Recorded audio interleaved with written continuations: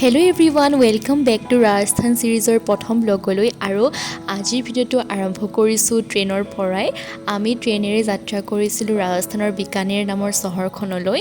কামাখ্যা ষ্টেচনৰ পৰা যাত্ৰা আৰম্ভ হৈছিলে। প্ৰায় ৩,২০০ কিলোমিটাৰৰ এই জাৰ্ণিটো আমি কৰিছিলোঁ ট্ৰেইনেৰে আৰু প্ৰায় আমাক ৩ দিন সময় লাগিছিলে।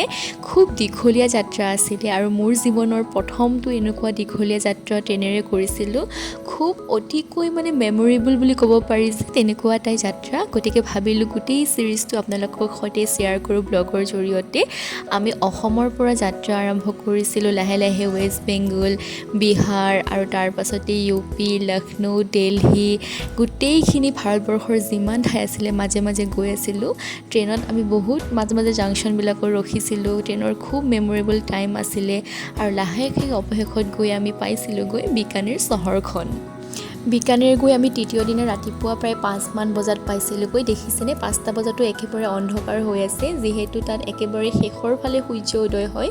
গতিকে 5টা বজাতো একদম আন্ধাৰ হৈ আছে, গৰমৰ দিনে আছিলে আৰু আমি গৈ পেলাই আছিলোঁ এটা ধুনীয়া গেষ্ট হাউচত। আপোনালোকক কোৱা হোৱাই নাই, এটা অফিচিয়েল টুৰ আছিলে কিবা ট্ৰেইনিঙৰ বাবে, তাৰ বাবে গৈছিলোঁ। খুব সুন্দৰকৈ তেওঁলোকে গেষ্ট হাউচৰ ব্যৱস্থা কৰিছিলে আৰু লগতে বাথৰুম লেট্ৰিন ধুনীয়াকৈ এটেচ আছিলে।